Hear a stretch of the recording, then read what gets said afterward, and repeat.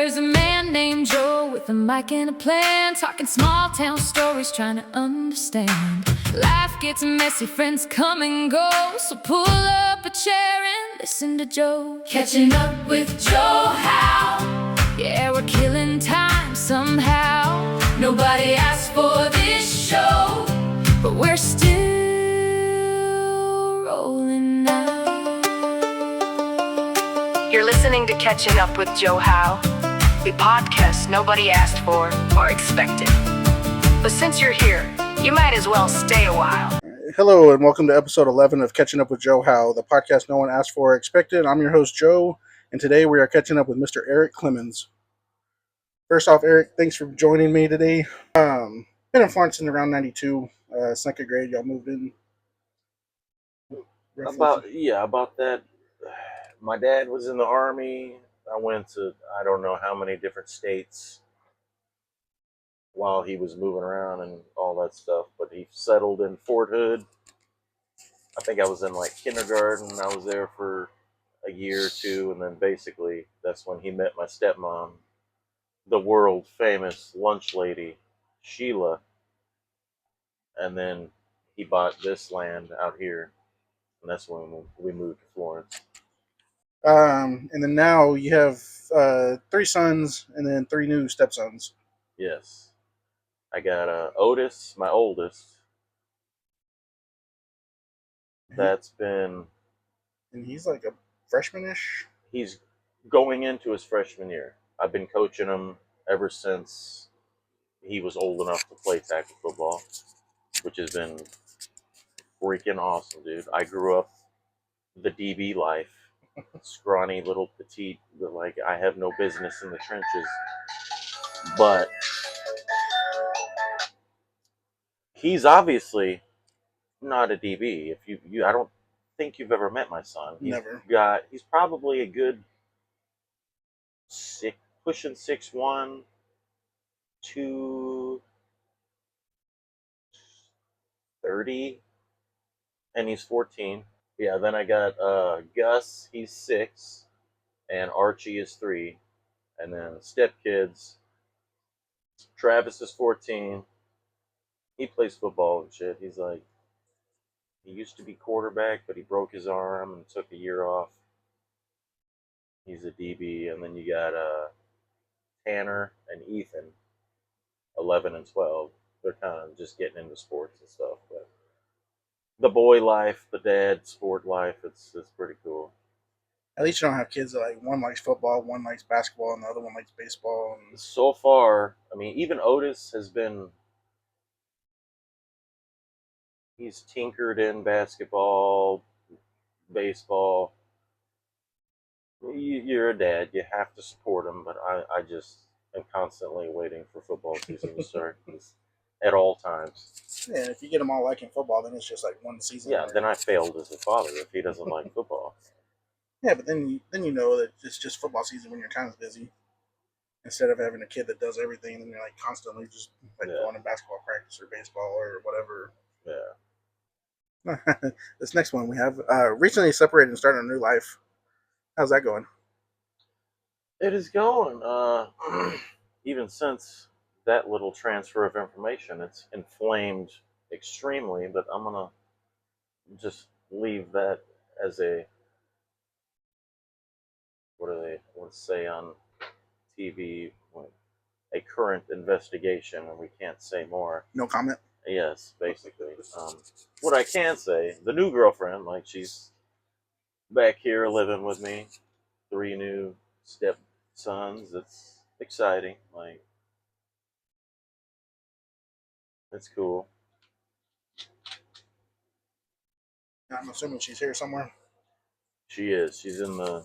We are currently in the little travel trailer, the boys' man cave. She's in the house taking a nap. She knows I'm doing my thing right now, becoming famous. So I don't know about being famous. We're getting like 50 people viewing these each. 50. There we go. All right. Like Coach Woman said, get 50 and do it one more time. When I started this, I was just happy it was like double digits. People watch, they watch. If they don't, they don't. I'm having fun.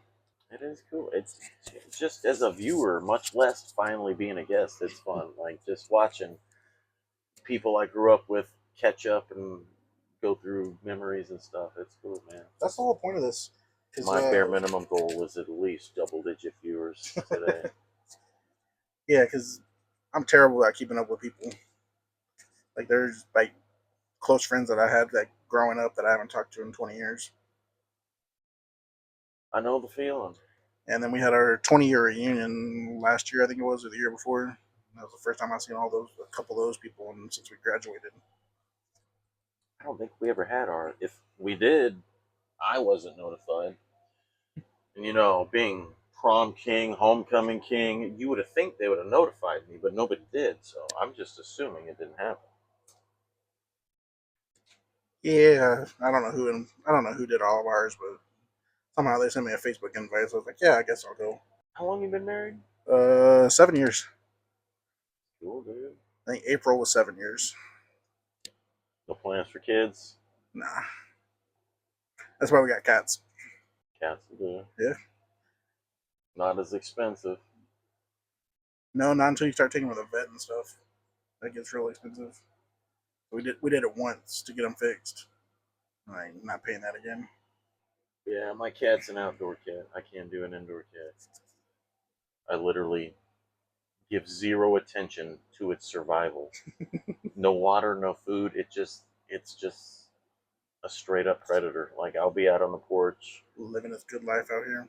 smoking a cigarette before work, and it'll like just bring up a dead baby bunny or a dead lizard and just set it at my feet and like do this particular meow, like to where you know it's wanting you to be proud of it. So I do love my cat, even though I don't water or feed it or Yeah, they're nothing. good because they'll keep like snakes and And rabbits it or loves them mice and all back. that crap Yeah, away. it's pretty cool. Ours are killing little bugs they find in the house. Yeah. Yeah, they play with them and then they'll eat them. Like a little pre-dinner snack. Pre-dinner snack. Got football season coming up, and I guess it starts in like a month or less than a month, probably. It's closing in with it. Like, You still doing your fantasy football junk? I am. For the longest time, I refrained just because I'm like stubborn and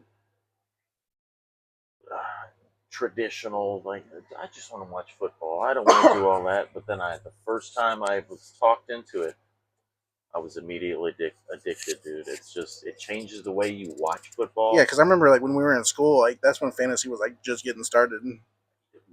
Probably. And then I remember you're probably right because I don't even know because I just didn't do it. Yeah, because it wasn't big back then, but it was like it's probably been maybe 10 years since I like started it, but I still refuse to do it.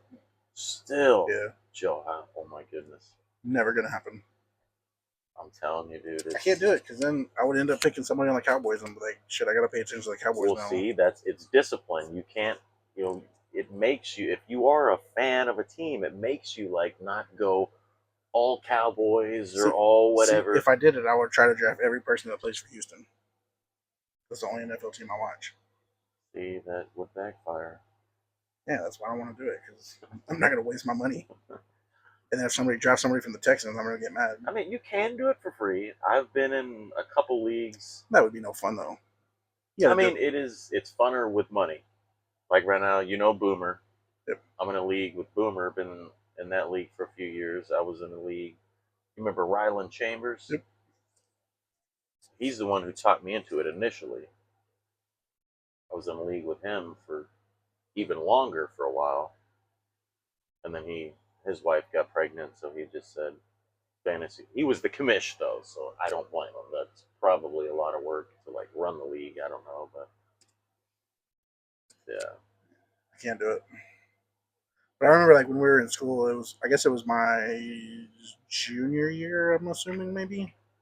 I remember we used to print out like the matchups for every week. Yeah. And do like a pick 'em for like $1 a game. I guess technically that's not fantasy, but I remember I remember that in school too. I got so many dollar bills off of Jake Rags. I remember in the locker room, everybody had like their little initial by what team they wanted. and then like you win that game, you win the pot or however much whoever bet on that, you win that much money. And everybody, like the end of the week or like the next Monday or Tuesday, we would like go through and count everything. Like, all right, here's all your money. That's cool because like Otis, my oldest, he pretty much immediately was a football fan. But as soon as he was old enough to like fully comprehend rosters, how good, what's going on, like I put him in I think it was Boomer's League. He's been this next season will be his third or fourth season. So it's cool to like do that with your kid, with all your buddies, and everybody's talking shit and all that. I remember having to walk from like a field house down the fucking big Yeah, ditch. yeah, crossing that ditch after practice, and then climbing up the ditch to get to the hayfield. Yeah. And then I remember like because there was like two little practice fields that were just like trimmed hayfield, and then there was like uncut grass, and then a fence like way off in the distance going towards D Booms. I remember when one of the coaches get mad, like, "Go get me a leaf off one of those trees." I don't remember who it was, but I remember there was a couple times where whoever it was would run and go get a leaf and be like, "Nope, not that one. Go get me another one." That sounds familiar. Go get me a leaf. I mean, I don't know which coach it was, but it had to be either Willman or Renault, or maybe even Stanzak. Oh man, coaches used to discipline people like right then and there, and it was always something stupid like go grab a leaf, or after practice you got like 100 yards of bear crawl. A certain disciplinary action. We were like on the way back after a road game, and like Billy Belote spilled his Coke on the floor of the bus, and Coach Woman, his classic line, "Get on it!" And Billy Belote didn't know what to do, so he literally laid down to soak up the fucking Dr. Pepper on the floorboard of the bus. Oh man. Obviously had to be my JV days if Billy Belote was involved. Yeah. Shout out to Billy Belote. I doubt he watches this, but yes. Well, you never know though. You never know. We do have like 26 people that are subscribed on YouTube. And then about 50 people that are watching each episode. Cool. The only person I do know that watches this is Andrew Carter. He'll leave comments on it every now and then on the YouTube. Dude, I like that guy. He was crazy, but I liked him. That sucked going up against him in practice, though. I freaking bet. That was subconsciously the happiest I've ever been, that I was a free safety and not a nose guard. Yeah, I wish I would have been skinny so I didn't have to do all the offensive line stuff. Well, offensive line wasn't bad. It was the defense that I hated. I hated playing defense, which is why I think I was one of the few people that didn't go offense and defense. See, but I specifically remember a certain, like, you literally, okay, you did play some, right? Correct? Every now and then. Okay. Does this ring a bell? You're making a tackle and literally just take the ball and start running towards the end zone. That was JV. Okay. That was in your sophomore year. That was Comforter Blanco, one of those schools over there. Because I do remember that. That specific memory of Joe Howe literally just taking the ball. It was actually nose guard, give it to me. I'm going to the end zone. It was somebody else that made the play, and I was right there, and I guess they tried to spin, and I grabbed the ball and started taking off, and they blew it dead. Oh, they blew it dead? Yeah. Did it count? No. Oh, my God. And then Somerville, it almost happened too. That was whatever year we played Somerville in Florence. Or that one might have been my senior year. Was that varsity? Yeah. That one was when I know that one because that was one of the few tackles I ever made.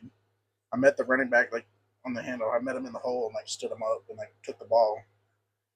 Did they have like a very coincidental since what's going on here, but did they have like a giant white, because they were all black mostly, right? Somerville, yeah.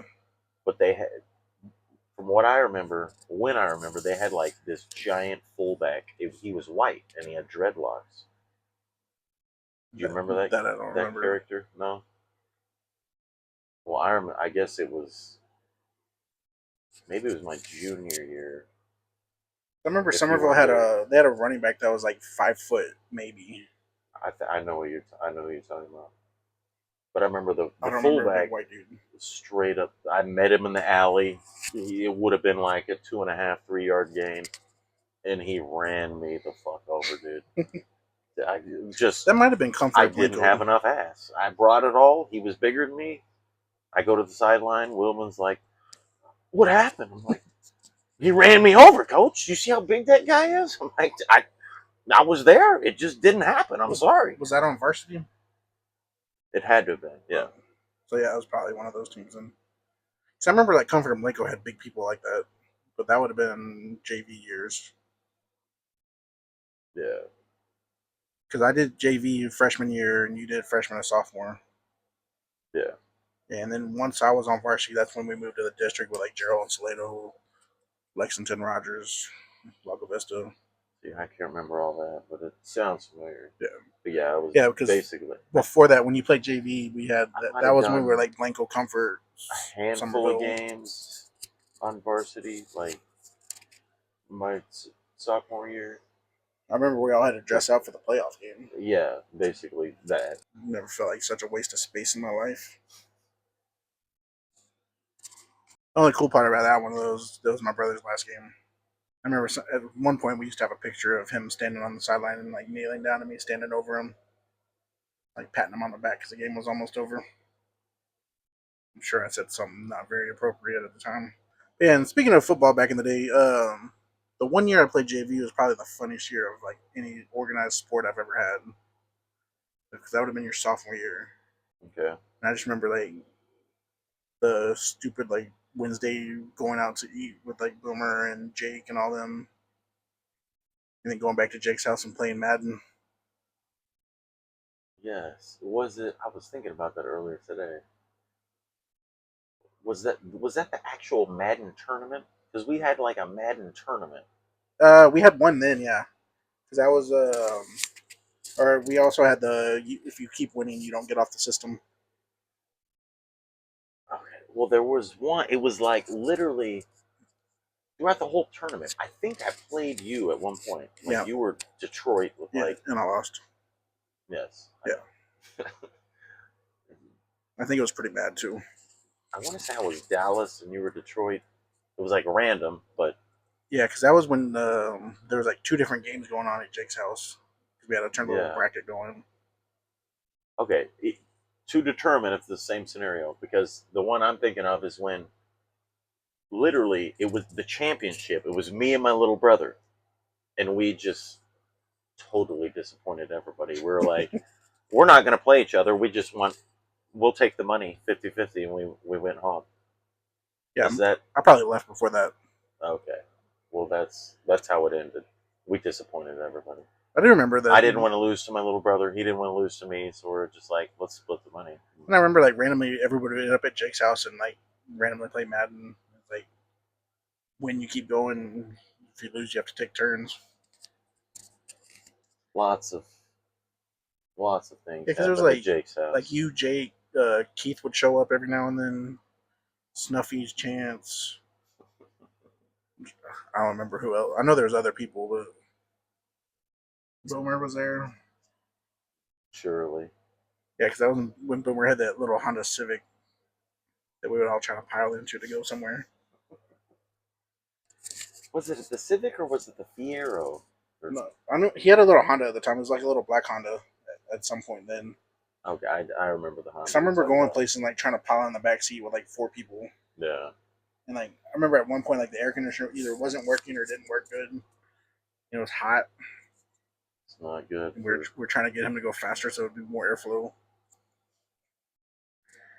And then speaking of Jake's house, I do remember the time that I'm thinking it was Keith, but it might have been you that walking out of Jake's house, Snuffy was parked at the road, and somebody threw a cup of gravy trying to hit the side of his truck, and it went through the window and hit the passenger window and like exploded. And I remember him being so pissed off, and like everybody couldn't stop laughing. I don't remember this, but if that's the circumstance, I was probably near around. I don't. Yeah, I don't remember who actually threw it, but I remember the normal group was there.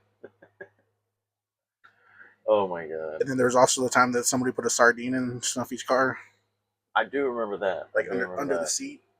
Yes, And I want to say it lasted there for a couple days I do until he remember found the it. sardine. Those are good times.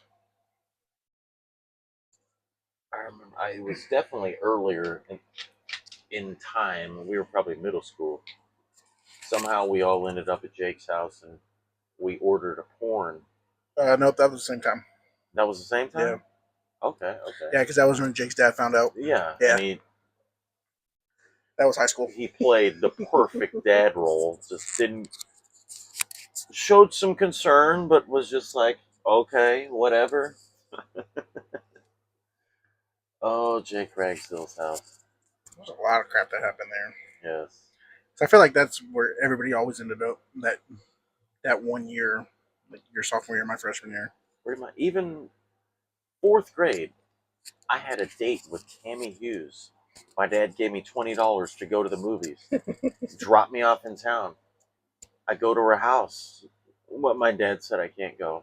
Okay, I'm stranded in Florence, Texas with $20. So I go to Jake Ragsdale's house. We just buy snow cones repeatedly and fake puke them up every time a car drives by. We're just puking green snow cones until $20 is gone. And then I get home and tell my dad how the date didn't go. And he's like, where's my $20? And I'm like, I fake puked it away with Jake Ragsdale. I'm sure he wasn't happy He about was that not one. happy about that, no. You still talk to all those people from back then? Not much. I actually talked to Boomer last night while I was at work. I I actually saw told him Boomer. about you coming over. He's like, I don't believe him, but he said, there's a small chance you'll have a guest, a special guest, as in him coming over. I mean, doubt he's it. like 10 minutes away, but Boomer's lazy. He ain't gonna. I actually saw him when we had our class reunion in Georgetown. He showed up with a Mikey Burrow. That was the last time I seen I think Boomer. he was mentioning that on the phone. I don't really actively hang out or talk to a bunch of people. There's people that it's good to know you have like a handful of people after so many years that you can call no matter what. Yeah. Like, I literally, Yeah, but like you don't have to talk to everybody all the time. yeah, I forget. I messaged Cole Parker for something. I had a question for him, but I was kind of just, I'm gonna fuck with you, like. So I messaged him, hey, I got a situation. What's up? I'm in Burleson, Texas. I need a ride. Long story. Meth deal gone wrong. Just to, because I just want to fuck with you. I haven't talked to you in a while. And he had already told his girlfriend, like, hey, I don't know what's going on, but I'm going to Burleson right now. And I was like, hey, Cole I'm Parker joking. is really good people. This is all that was a joke, but he had already committed. Like, that's how good of friends you have. Like, even after this long. Cole Parker is good people. Yeah. Yeah, because I remember a couple years ago, me and the wife went to New York, and like out of the blue, I get like a message be like, "Hey, if y'all need anything, my girlfriend's parents live in Brooklyn." He's like, "Just let me know, and I'll send you their address." Like, first of all, that'd be weird just to randomly show up if we had a problem, but I do appreciate it. Yeah, the effort. Yeah, I mean that's the good thing about being from a small town is like there's people that even if you haven't talked to them in forever, you can call somebody up and they'll do whatever they can to help. Yeah. And you remember Pudge? Yeah. Same thing. My I hadn't cousin. talked to him. Yeah, Nathan. Yeah. Freaking, I hadn't talked to him since literally high school. Maybe like, well, I just stopped being a trash man. Let's put it that way. I was a trash man for 4 years, so it had to have been within 4 years ago. He randomly called me. Like, hey, I got a question. I guess him and his daughter were having a debate about like what a trash man does. when there's no trash cans, like, and they have to drive to the next one, like, do they stay on the back or do they get in the front? So he called me after 20 something years to get my expertise, since I was a trash man at the time, to settle the debate between him and his daughter. And I gave him the advice, like, yes, we stay on the back, we ride. Is there anything else? Anything else about the football days you want to bring up? Well, I do have one. I remember you go ahead then. one of the years we were on varsity. I remember somebody dared you if you scored a touchdown to do the Spider-Man or to hump the goalpost, but tell everybody that you did the Spider-Man on the goalpost. And I remember if somebody has that copy of that game tape, there is a video of you getting a touchdown like in the corner and then like running all the way to the goalpost and like humping it. I remember, like, John Stanzak stripped ball, I scooped it and scored on defense, and I guess, as accused, did whatever I did. I want to say somebody dared you to do it if you scored. So, okay, run this by me again. What did I humped and blamed it on Spider-Man? Yeah, I'm thinking it was like I did like a Spider-Man pose on it, but kind of humped it. I remember. I mean, it could have been humping. Like, I literally, everything was wrapped. Yeah. Genitalia pressed tightly against it. I think that's what the dare was to hump the goalpost. Okay. 20-something years later, my memory isn't great, but yeah, and then I'd know in a heartbeat. Then I think if it was you dare like me, I would have done that. Then I'm pretty sure it was like, don't actually just go over there and hump it because you'll probably get a flag and get thrown out. Somebody had the idea like, oh, make it look like you're trying to do like a Spider-Man pose on it or climbing it. But then I do remember like you running up to it and like bear hugging it. Pretty much. That was like, I was all over it. No matter what I was doing. Somewhere there's a VHS copy of that game floating around. Guaranteed. Definitely. If somebody still has it, they will watch it. I need it so bad. Actually, I doubt anybody kept stuff from like 20-something years ago. Much less who has a VHS player. Yeah. All right. Any other football talk or anything you want to talk about? We're pretty much done with these questions. Like football questions or anything? Just period questions? Just in general.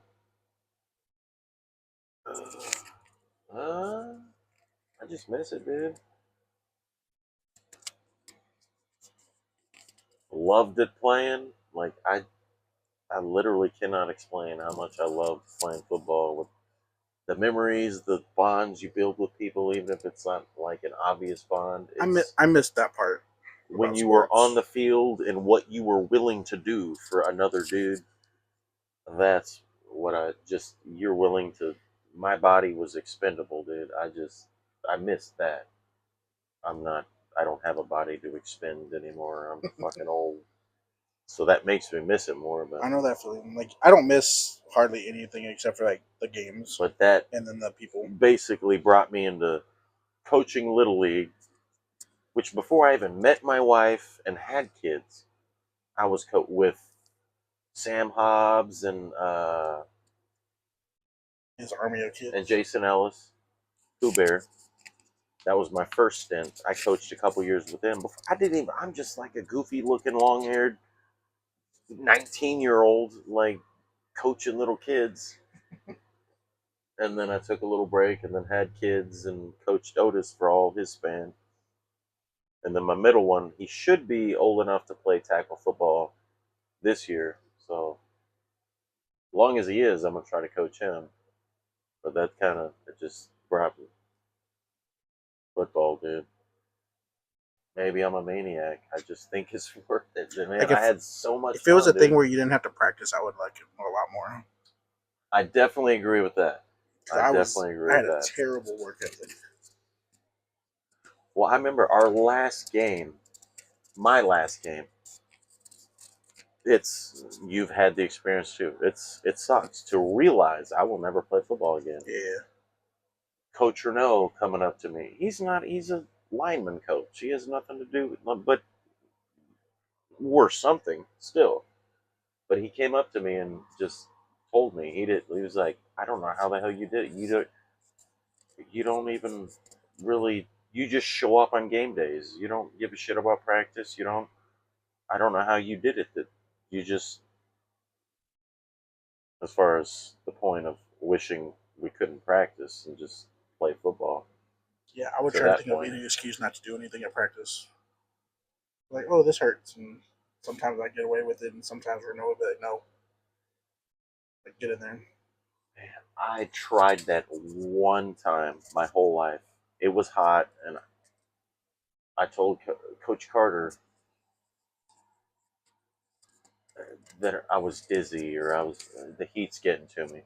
So understandably, let's take a break. And after practice, when he's doing his speech and he's talking, he's like, da da da, just talking about what he's talking about. He was talking about it being hot, like, yeah, every time talking about it being hot and taking breaks and giving examples, like every time Clemens got dizzy, we took him out. Like basically, I think he knew I was bullshitting, and he was calling me out low key. But I got it, and I'm like, man, I will never fake being dizzy again, just because I don't want to be out here in the heat. Yeah, I remember one year we had. I don't know if you were there, but we had the other Coach Carter that coached there for like a year or two. I think he was like legally blind. Okay, I would have remembered that. Oh, so that might have been my senior year. Okay, But he was the offensive line coach. And I remember Jacob Levi was my backup. So I'd make Levi do everything because he couldn't tell us apart. Because we didn't have numbers for practice jerseys. So it's just like a purple jersey. a legally blind coach. Or if he wasn't legally blind, he couldn't see good. Well, if he couldn't tell you from Jacob Levi, Yeah, so I would just make Jacob Levi run first and second team until you'd catch on. I'd make sure I'd stand there so if he asked a question, I could answer it. That's the kind of work ethic I had during practice. Try everything I can to get out of it until game day. Game day, I I couldn't mean, walk like after the if game. I was practicing, I would be trying. You're getting 100%. It's just My I one don't good know. thing is I was pretty much stronger than everybody at practice. So like doing offensive stuff, I could You just grab were a people. beast, dude. I could You just were grab a people. I'm like, beast. nope, we're moving this way. And then if I was like half-assing at a play and somebody beat me, then the next play they'd be in the ground because then I would actually try. But a lot of times it was like, who can I get to do this instead of me? Until game day, though. Game day, there was multiple times where I couldn't move after the game, or like that night, like everything would cramp up. I just be laying on the floor in my room, like trying to just wait for the cramp to go away. Definitely took a toll. I remember my senior year, it was one of them like 2 or 3 hour away teams, Comfort or Probably Lexington. it was Comfort or Comanche. I remember it starting with a C, Oh yeah, we did play Comanche.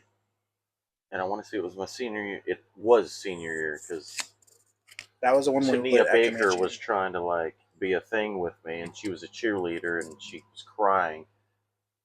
But it was like late first quarter. I already had 7 tackles in the fucking first quarter.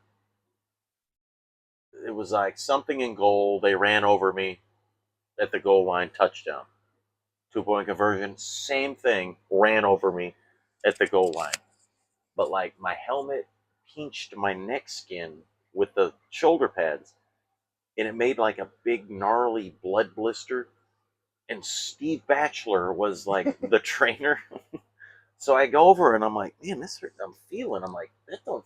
What is that? And I get him to look, and just because it's like neck vertebrae related, I don't remember. Do you remember when I literally left in an ambulance? Was that the Comanche game? I one of the it was like I said, it was either Comanche Comfort, one of the C. It had to be Comanche because I remember playing at Because I remember Comanche. my parents having to drive 2 or 3 hours away at 8 o'clock at night just to make sure I'm not gonna die. For a blood blister. And Tania Baker's on the sideline crying in her cheerleading outfit. I do remember that was And a it game. was nothing. It was just the blood blister. But Steve Batchelor's like, sit down, take everything off, just lay down. Like, I do remember I that already was got 7 tackles. the game where there was like 3 or 4 people that got concussions. That There was a bunch of I remember what part of the game, but I remember Jonathan Robbins like sitting on the sideline, like just staring like off into space, and like having like people having to hide his helmet, and him getting up and like asking where it was at. They had to like basically have somebody like sit there with him and make sure he didn't get up.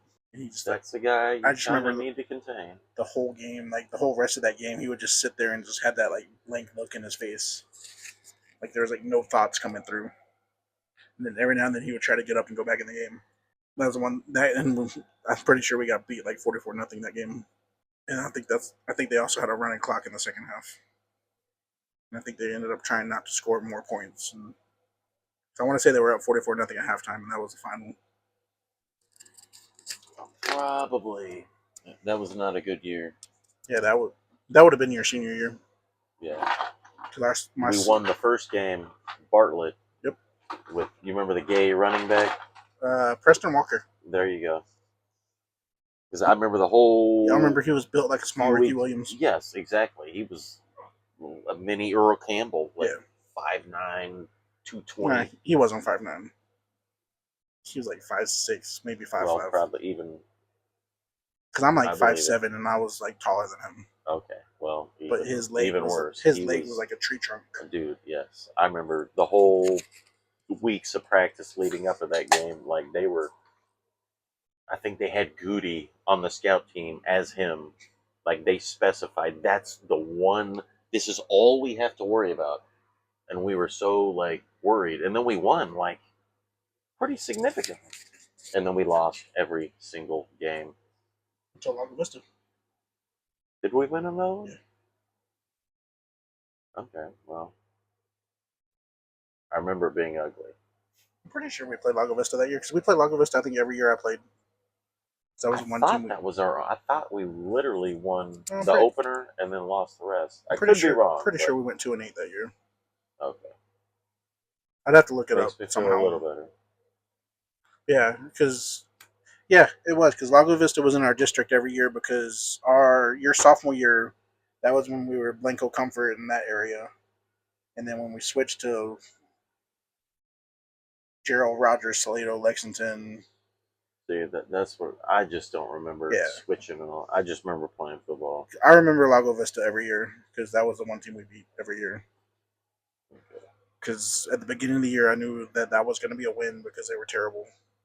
And we ended up blowing them out every year. And then my senior year, that's when we had a fight in the game. Had a fight? Yeah. Lago Vista. Last game of the year. Random question. Was John Stanzak involved? John Stanzak and one of the Mancusos and somebody else got thrown out. Like it was like how did I know? It was like first quarter. Like halfway through the first quarter. He made it to the first quarter. Yeah, it was something. There was a play on the sideline. And something happened, and somehow John got punched. And so John started punching this kid, and like right in front of the official, and got thrown out. And then one of the Mancusos. It was like a big brawl. Like the UIL got involved, and like, damn. Like I want to say John missed like 2 basketball games because of it. And like Lago Vista had 2 or 3 people thrown out. We had like 3 people thrown out. There was almost a fight in the stands.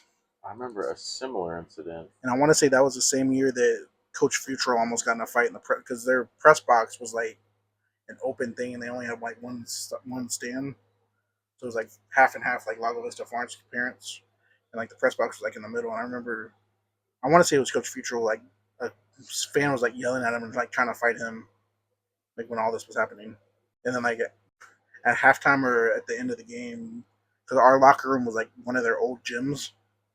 So I remember there was certain kids that would like go through with the cleats and like scuff up the whole floor, and like the school had to pay for it. Like they wanted to like press charges on kids, and it was a big deal.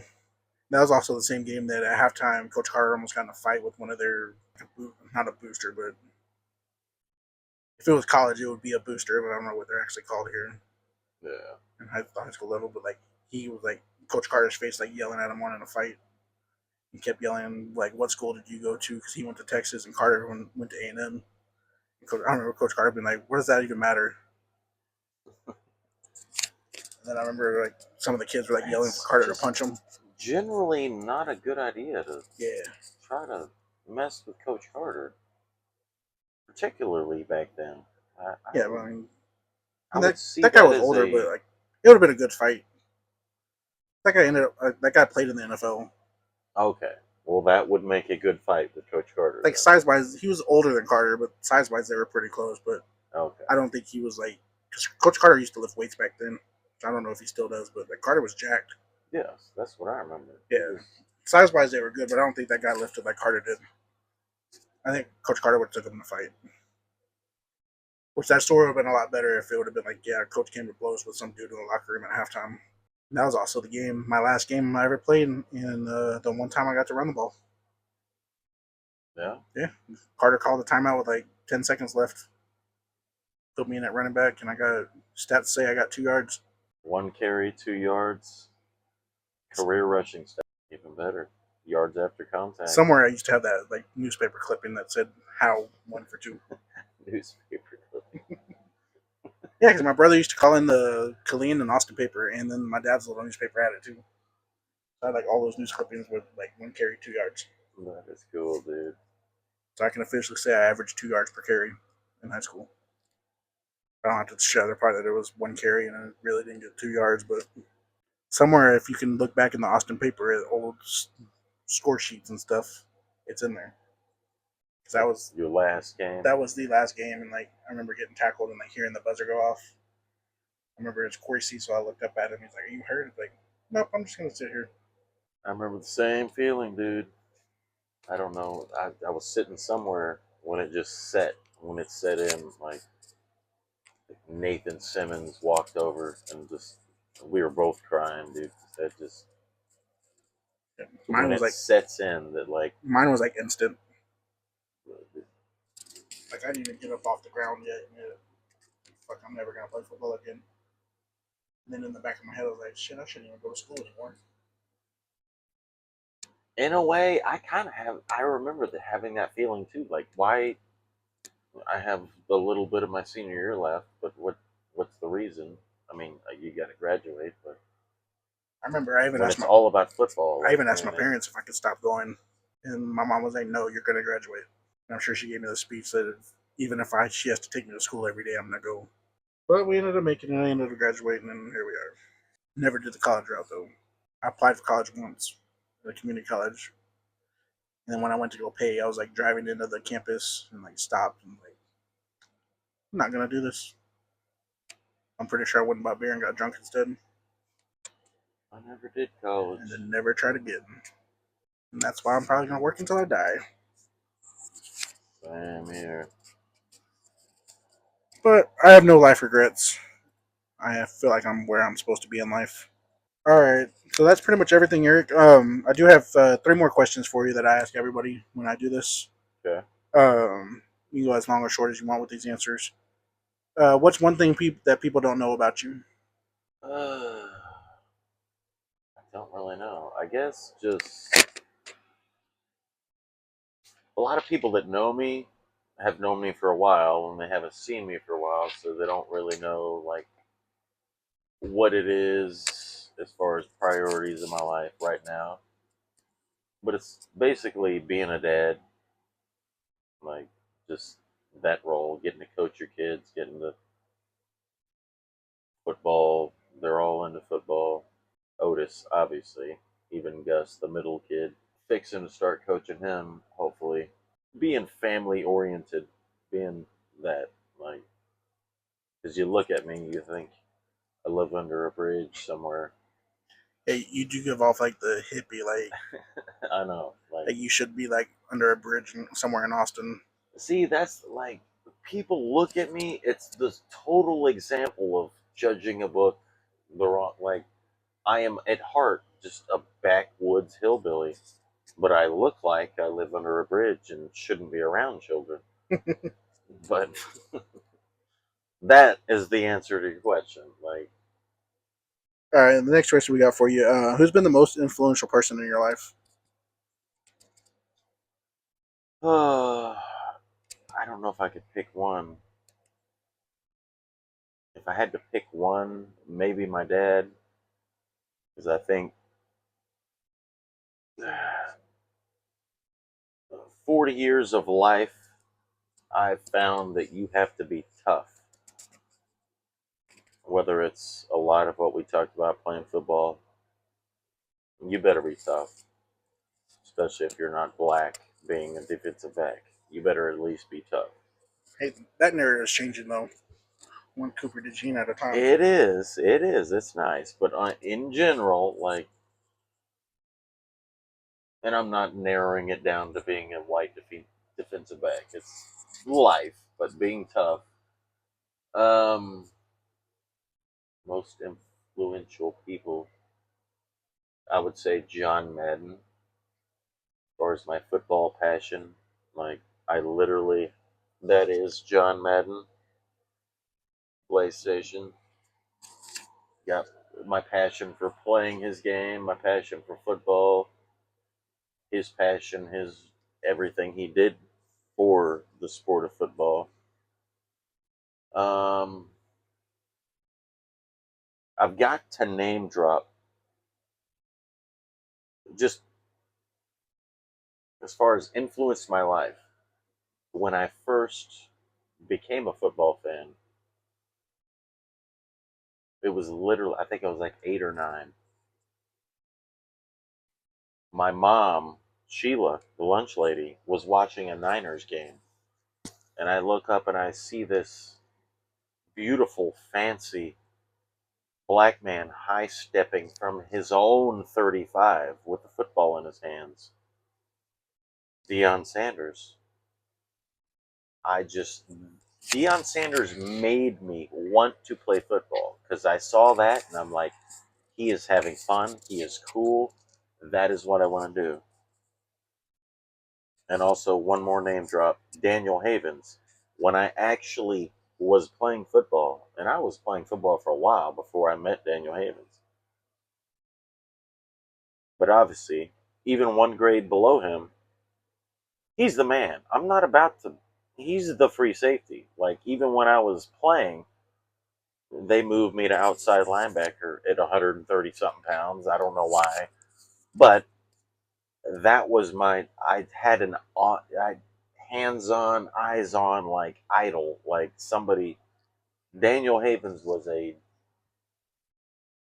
best dude I've ever been on the field with, played with or against. That was my idol. That was like, I wanted to be like him, even though I'm only 1 year behind him. But those are the people that just molded my pursuit kind of life and football particularly.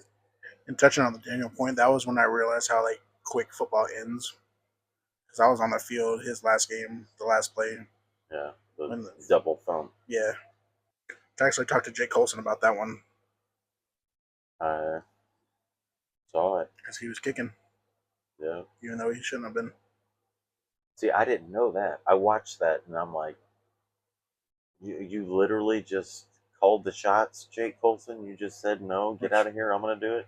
His defense, I probably would have done the same thing given the chance. I mean, I don't blame him. I just don't. I didn't realize that that's what happened 20 something years later, and I'm watching the thing a freaking week ago. Like, wow. Okay, well, That was when I realized that football's not forever. All right, so the very last question we have for this before we wrap it up is, what's the best advice you've received and from who? I kind of came up with my own thing throughout life. I've just found a way. This shit happens, dude. But as you deal with it, if you can make a positive out of it, you just kind of find a way to celebrate every little thing. That way it keeps the trajectory of life at least pointed slightly up. And I also have to quote Coach Willman here.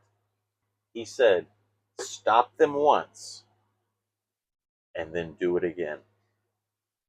It's simple. It's Coach Willman lingo to the T. Stop them once. That means it's possible. And then do it again. Because you know it's possible. To me, that defines life. Like, sound logic right there. Anything's possible. You do it one time.